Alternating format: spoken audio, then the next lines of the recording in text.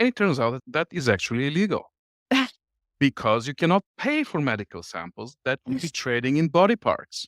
It would be no different buying, a kidney on the open market.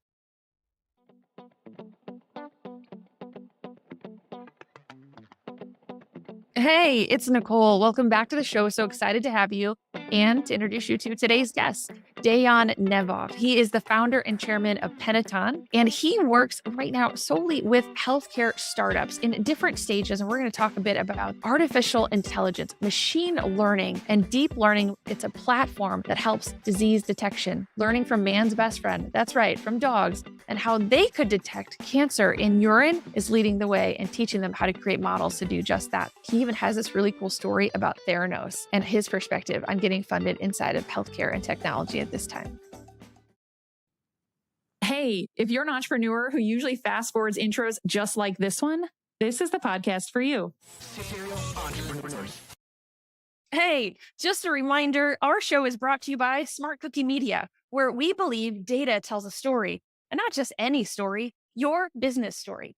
As a subscriber to the show or as a client, you'll get insights on profitable, data-driven marketing strategies that work for you and your business, your industry, not some cookie cutter trends. No, ideas that are led by your customer data so you know they'll work for you. Connect with me on LinkedIn or Instagram to learn more. Everything's in the show notes. Now, let's get back to the show. Dejan, I'm so excited to have you here. Welcome to the show. Thank you very much. Pleasure to be here. I'd like to start off the show the same way I do with every single guest. Tell me, how would you finish this sentence? You know you're an entrepreneur when? Well, this is easy. When you have written the first personal check to cover payroll. Yes, absolutely. It sounds like there could be a story there. You want to tell me about it? I spent the majority of my professional life doing the Silicon Valley two-step, startups. And there are really two kinds of entrepreneurs in Silicon Valley, those that have written a personal check to cover payroll and those that have not and have always spent money raised by investors. And there's a significant sort of long-term difference in attitude and I would say performance operationally in those two types. Yeah. So tell me about that. That's really interesting. A little behind the scenes comment that you just made right there. There are those that have and there's those that haven't. So some of your projects, I'm guessing, are either bootstrapped, you didn't fundraise, or you just were that committed. So tell me about those differences. Well, certainly, you bootstrap a lot of startup ideas and you have to be prepared to shut them down when they do not perform to your expectation. You have to be brutally honest with yourself about the fact that most of your ideas are actually not good ideas from a business point of view. They may be fantastic technology ideas, but that doesn't mean that you can build a business with them. In Silicon Valley, I think technology, especially software technology around the world, we have this condition of coming up with solutions that are looking for problems to solve. And I've seen it many, many times, and I have been personally guilty of that. So doing startups in a lean fashion and quick to fail is a lesson we've learned over the years that it's very important, and I strongly recommend it to everybody. Yeah.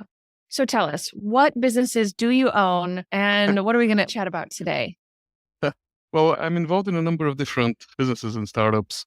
They're all in technology. Currently, the one I'm really excited about is Luventix, which I had an opportunity to see the video about. I'm excited about it because, it's always team, technology, market opportunity, and meaning, really. And this one checks all the boxes. The founding team is one person I've known since middle school and the other person I've done 7 different companies with. And in our investment pitch, we make the statement that we've generated about $3.5 billion in shareholder value over the last 20 years together. Wow. And we're still friends, which is, That's what I was thinking. On a more serious note, I have been involved in healthcare and very in depth in the last 5 years or so. I'm not a healthcare expert or a long-term professional. I've learned some very interesting lessons. Healthcare is different from any other technology space that I've experienced. And so the opportunity to do something there that has, what we call population health impact is very rewarding. We also are kind of lucky to be using the newest toys. Artificial intelligence, machine learning is technically what we're doing, that everybody's talking about to build the technology platform for Luventix. Even though I must admit that we're repurposing the work of one of the co-founders who's been doing AI and ML work for drug discovery for 15, 20 years before it was fashionable. It's just one of those rare cases where you get to check a lot of boxes that make you feel good about waking up in the morning and diving in. Yeah. Okay, so let's bring everyone into that a little bit. So I'm going to paraphrase, but I will also just link directly to your site so they can see this. It's about a 3-minute, 4-minute video, but I'm going to grossly paraphrase. And I do mean grossly. Like, I'm not going to get it all right, but let me share the highlights so that everyone knows what we're talking about.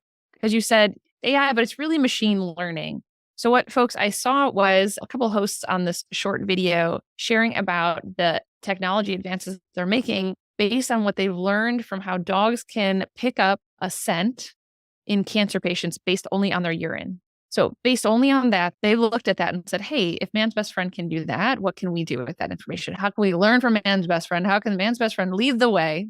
Right? And then create the models that will help you to distinguish what is or isn't present inside of that urine. Now, I didn't catch how many number of different illnesses or diseases you're already building to be able to track, but I did catch that in one research study inside there, it mentioned a 95% accuracy.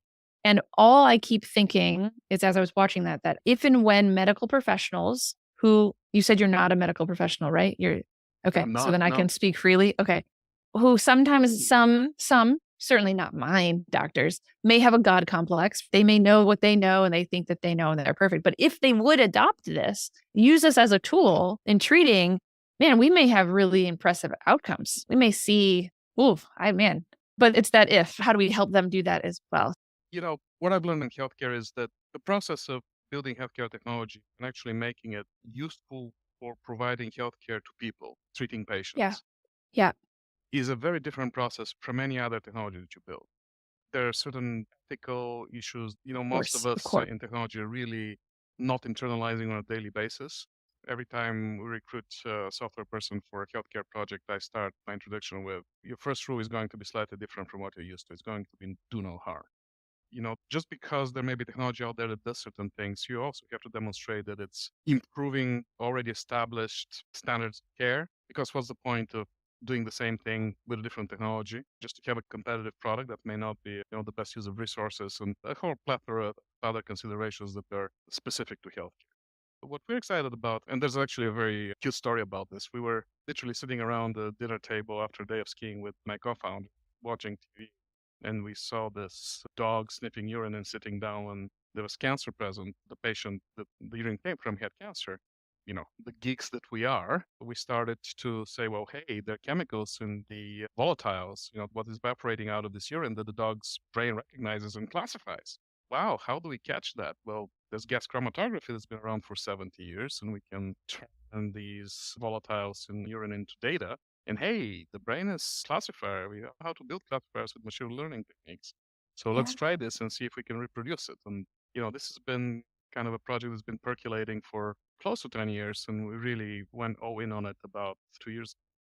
Wow. Wow. We have a saying on this show about shiny objects and getting distracted and how it can sometimes lead to your greatest whim. So to picture you there after skiing, watching a little TV and catching this and to be pondering and noodling on it for a bit and then to jump in, that's what I would define as a whim, just paying attention as the geeks that you are. Really incredible because ideas can strike anywhere. And I love the point that you say you're improving on the standards of care. There have been things that have been around 70 years, and you're saying, hey, we can do that smarter. We can improve that. As a marketer, I've worked on different teams that get very stressed out, and they should, right? We're in lead generation and revenue, and we've got to test things until we can prove it all. So it can be stressful, sure. One of my mottos was always, no one's dying on a stretcher today. Like, it's going to be okay. Where you're right. You've got to tell your software engineers, hey, do no harm. This can get sideways. Where do you come from? What makes you this way as somebody who jumps into startups, multiple, there's several open tabs on my screen that you're involved in, not just this one. What led you to this type of work, not just with healthcare, but just the nature of entrepreneurship? Chance and circumstance, most of all. I actually grew up in Eastern Europe until the age of 17, and I came to the US in 1984. And I went to an engineering school in the Midwest called Rose-Hulman, studied electrical engineering, computer science. And then 2 years out of college, I joined a real estate company in the Midwest, which managed mini storage. Okay. And they wanted information technology improvements and upgrades. And 2 years later, we took that company public on the New York Stock Exchange as a REIT by selling it as a high-tech business in a low-tech industry. And completely by chance, I had done geographic information system work in college. And I was able to leverage that to build kind of a model of how to predict the probability that the mini storage warehouse is going to increase occupancy and rates by comparing how close it was to major highways, schools, car dealerships, and fast food joints. And this is 1992. Yeah. So pre-IML, if you would. Yes. And that gave me a taste for public markets. I went through the experience of, old school public offerings with flying around to pitch to investors. And for those of the audience that are old enough to know what printing the red herring means, that's the document for the public offering Yeah. that was used to be Yeah. printed by a printer in Chicago. And so with that experience, which completely circumstantial and random and literally the, one-eyed man in the world of the blind kind of in terms of technology, I said, hey, I love this. And I moved to San Francisco in 94, I believe, and started getting involved in startups all the time. Yeah, all the time. Okay. So tell me that story from your perspective on how important it is really for any type of technology around healthcare to be ethical, to do what's right, and to certainly stay out of hot water. We as technology entrepreneurs tend to be quite arrogant. You give us a problem and we can solve it.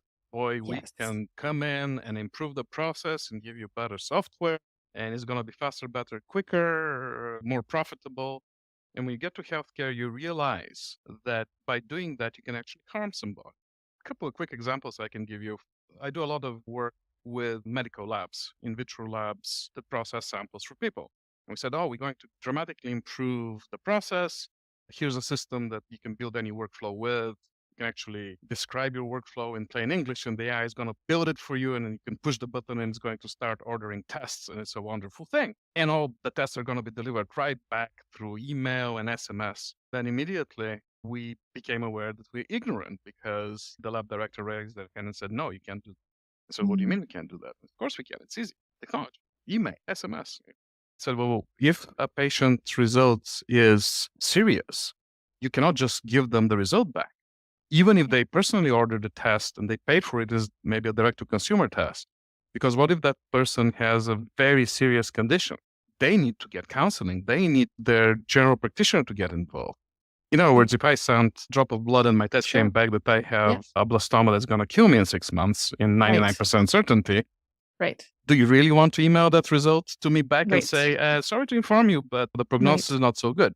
So those kind of things don't come naturally to most, technology entrepreneurs. You really have to stop, hit the pause button and think about them a little bit. Another thing which really was kind of interesting to me, and I completely was not aware of it, in our Luventix startup, like every other medical drug discovery or diagnostic startup, we do clinical trials, and the largest cost for a clinical trial is recruiting patients and getting samples, in our case, urine samples. And, early they've said, oh, urine samples are so easy. Go on the Facebook and ask people that have a particular disease to email us. We'll send them a kit and, compensate them with a little honorarium of 25, 30 Yeah. bucks, gift card, and they'll send us their urine sample. And it turns out that that is actually illegal because you cannot pay for medical samples. That would be trading in body parts. It would be no different buying, a kidney on the open market, Oh right? my gosh. And I And said, there you are, just trying to figure it out. right. Yeah. Like most things in life, there's actually practical ways to accomplish that. You Sure. can compensate people for their time to fill out their medical history and for their time to take a trip to the lab to give a sample, but you cannot buy Right. medical samples. Yes. Yes. Yes. Those kind of things in healthcare is a learning curve. And it has Yeah. been for me. In fact, very recently with the software development business that I'm involved in, we wrote a software developer healthcare manifesto, and not so much manifesto, but kind of a pledge. And we modeled it, very closely to what MDs do when they graduate, which is Yeah. really hypocritical. But we rephrased it from a point of view of software developer working in healthcare. And we thought it Oh was gosh. important to make sure that people understand that healthcare is a little different. Yeah. Beautiful. Beautiful. Was there another story you wanted to tell me though? I was going to tell you the Theranos story. Yeah. Yeah. Let's hear it. So when we first thought of this idea for Luventix, for our urine diagnosis technology or medical diagnostic platform for technology, we started the process. I spoke with the FDA and I wanted to know how many patients in a trial they would want for us to demonstrate the technology is viable. And the number was under 1,000. And then just before we were about to kick off the trial, and this is before AI and machine learning was in the news. you know, Mhm. pre-chat GPT years. Yes, yes. There was a stage of review, and the FDA person called me back and said, "We're sorry, but your technology is novel. It's a black box. We don't understand it. There was no Mhm. guidance on building software as a medical device, at the time." And so they said, "You're going to need a much bigger trial." I said, "Well, how much?" I mean, maybe 10,000 patients. At that point, it becomes rather expensive. And Mhm. I'll give you an example. One of the gold standard clinical trials conducted recently was done by Exact Sciences for the Cologuard test. I think they did 10,000 patients from 100 sites. And I want to say a similar trial recently cost $100 million. Mm. So at that point, I decided that I need to get on a plane, fly to San Francisco, and hit Sand Hill Road in Palo Alto and talk to some people I had worked with before about funding this project. And of Yeah. course, I went to a friend first, somebody I've known since the mid-90s. He was very kind to me, saw me on a short notice, gave me 30 minutes of his time, listened to my pitch and said, "This is wonderful. I love it. You never fund it." I'll Mm. say, "Why not?" He says, "Well, because any money in medical diagnostic is going into this company that has it all locked up. It's called Theranos." Mhm. And so we literally shelved the project and we came back to it Wow. 18 months, 2 years Wa back and restarted it. Wow. And in the small world, actually got to meet the whistleblower who started the whole Theranos saga at the medical conference a couple of years ago. So it's kind Yeah. of came a full circle. Wow. Wild. Wild. Oh my gosh, how things all intersect with each other. What did that do for the community in terms of raising funds? Theranos shows us what's possible, then proves that's not at all possible. People, funders may feel duped, but what's changed? Not much. I mean, I'm kind of skeptical in the human condition and the rationality of markets, but investors at a certain stage tend to have a herd mentality, Mm. the fear of missing out. And we see that in technology hype cycles. Right now, everybody has to have AI in the company name, in the product name, and in the investment portfolio. And that's great, but we're overdoing it like most things. Yeah. We apply rational skepticism when evaluating anything at all, or a basic scientific method and asking experts for opinions, rather than blindly following somebody else who supposedly did their homework. And because we recognize them as a brand name in something, we just follow them. But, nobody's infallible. I consider it to be perfect if I can bat 50% on anything I make a choice on. So Yes. healthy skepticism, a little scientific method, Mm. don't follow the herd always, a little contrarianism. I think those are good things. But Yeah. I guarantee you, in our lifetimes, we will see another Theranos Yeah. event. Yeah. Absolutely. I just wondered if maybe you have seen, investors saying, we're going to do a little more due diligence, if there's been anything like that at all, or no, business as usual. There's going to be one, there's going to be another. I want to make sure that I'm very clear. Most professional investors are very good at what they do. Yeah. There is always a human factor, human error, circumstances. The whole Hewlett-Packard autonomy acquisition resurfaced. And I Mm. can tell you, Hewlett-Packard is not an independent organization and doing due diligence on acquisitions. And yet, they truly made a rather significant mistake in acquiring that company. So how does that happen? Yeah. It's, again, human error, circumstance, overexcitement about technology. Yep. It just kind of the stars align and things happen. And it happens. Yeah. Yeah. Yeah. Yeah. So there's something fascinating about folks like you that we get to talk to on how many times you will take an idea and you can repeatedly turn them into successful strategy, turn it into a successful project, successful business. Talk to me a little bit about that because it is a batting average, right? And I think it's really important to share. Here's what it really takes to be able to do that again and again. Honesty and self-skepticism.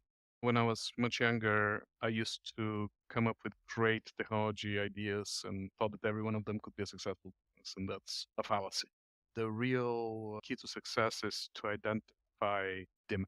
And notice I say demand and not a problem to solve.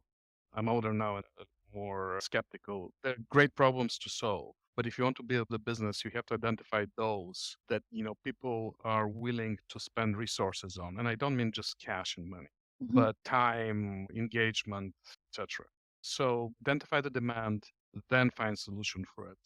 It is possible to build technology and then monetize it, but it's highly capital inefficient. There's just so many Googles and Facebooks that can be funded today, or Amazons. We need to be more efficient in our capital spend today than we were 20 years ago in the dot-com era. Fail quickly, be honest, invest in sales and marketing very early. Do not spend more than 40% on development and engineering. You need to spend resources in market research and sales and marketing, Yeah. whether it's Yeah. digital or old school, doesn't matter. And, if you can get 1 in 3 ideas to survive and 1 in 10 to be a great return, I think you're doing great.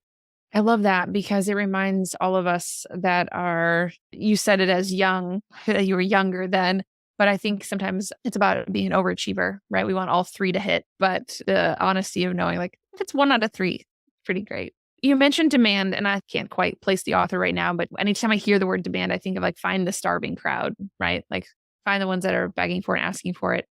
What are some ways that you have found the demand, found like, okay, this is where it's at, or validating an idea that is earlier on than what people think? I love to validate ideas using digital, see if somebody's interested in something, but certainly you've got some tricks up your sleeves.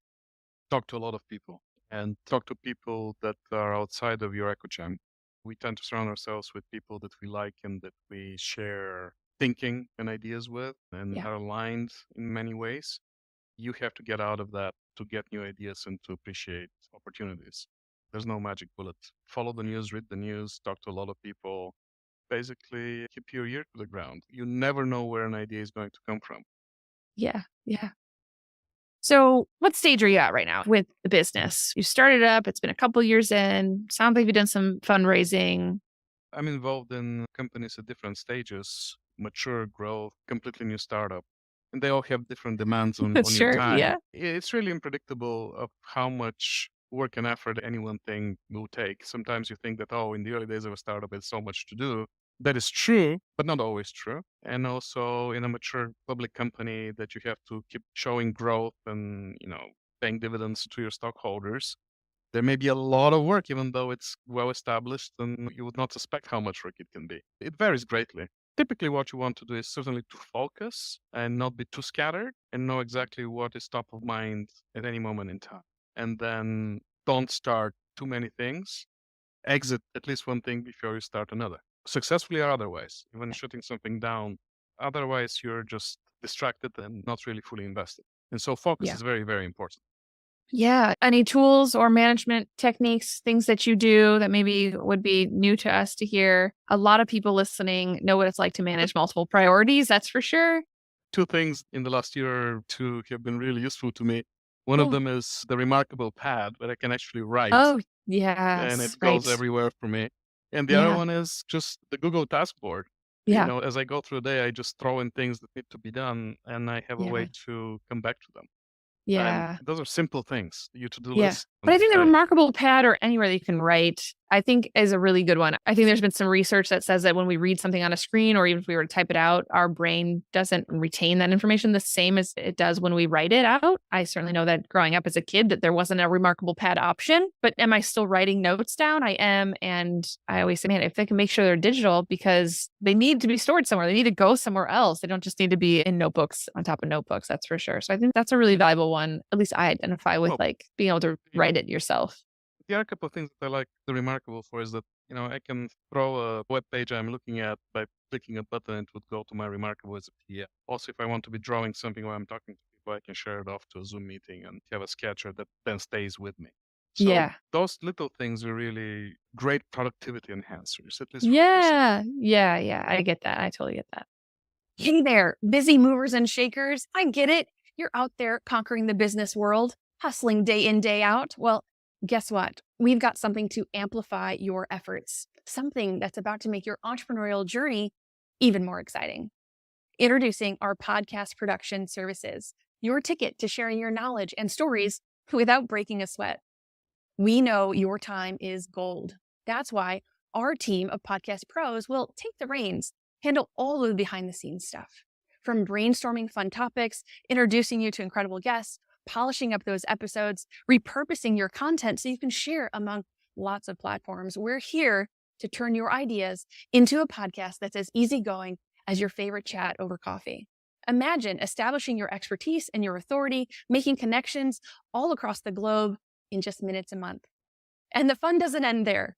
Our data-savvy approach gives you insights that will help you fine-tune your content and connect with your audience even better than before. So join forces with a crew that's as enthusiastic about your podcast as you are about your business, the Smart Cookie Media crew. Let your voice resonate, your stories inspire, and your ideas spread like wildfire. Level up your personal brand through the magic of podcasting, whether you choose audio only or video too. Are you ready to dive into podcasting? Your journey to share your knowledge starts right here because it's your voice, your podcast with our expertise. Smart Cookie Media, turning your stories into conversations. So you are a really fun personality. To hear that you have an engineering background, not all founders do. I've got to say, I worked with some engineers that just view the world as broken and they got to fix it. So it's like this burden and they're grumpy, and you've just been really a joy and a delight. I was very fortunate to have great mentors. A retired British executive was on the board of one of my companies circa 2000. And he pulled me aside one day and said, "You're a very smart guy, but you have a gap in your education. And if you want to grow professionally, be more successful, there's something you need to learn." And of course I said, "Well, what do you mean, John? What is it that I should learn?" He said, "You need to take a job as a salesperson. You need to live on commission for a year and Wow. make cold calls." Wow. And it was completely circumstantial that I was in a position to do that literally 3 months later. And I didn't spend a year, but I spent about 9 months doing exactly that, making cold calls to sell a product that I had actually instigated and built. That really, really changed my perspective and the way I approach technology. And I'm eternally thankful Yeah, what a gift. to that mentor. Yeah, I'm so impressed that that's the thing he said to you. Living on commission, I've done that myself. It teaches you so much about how to treat another person across from you, you know? In retrospect, it grows you a thick skin, which you absolutely need as an entrepreneur when you go raise money. Yeah. So Yeah. it was Yes, a win-win absolutely. in multiple Yes. ways. Yeah. So good. So good. Oh, I love that. Well, let's get you wrapped up here. So tell me, what is one of the key lessons you've learned as an entrepreneur? Maybe it's a mantra that you say again and again. Double check and then triple check. That's good. I bet you there's lots of stories there. What is your definition of entrepreneurial success? When your success is not purely individual, but when everybody in the team feels that we have succeeded and not just me, and we want to do the next one with you again, then you've done okay. Oh, that's such a good answer. Tell us, where can we get in touch with you? Where do you want us to go visit and learn more Yeah. about you and your work? Certainly LinkedIn. If you want to see the history of projects, not necessarily companies, but just technology projects, our software firm, which really builds the technology for everything I'm involved in, is on panaton.com, panaton.com. Go to industries. We've actually made an effort to describe our projects in a typical fashion. In other words, less marketing and more specifics. And certainly, if you're a startup and looking for technology, call us. We have helped a lot of people have successful raises and exits. And then, of course, watch our video on Luventix.com. It's fun. Yes, it is so fun. It's so good. I really, really love it. Well, thank you to all of our friends over at Kitcaster and their work with your team at Panaton, because they sent you our way. And this has just been an absolute delight. Thank you so much for being on the show. Thank you very much, Nico. Pleasure. You've been listening to the Serial Entrepreneur Show, produced by the team here at Smart Cookie Media.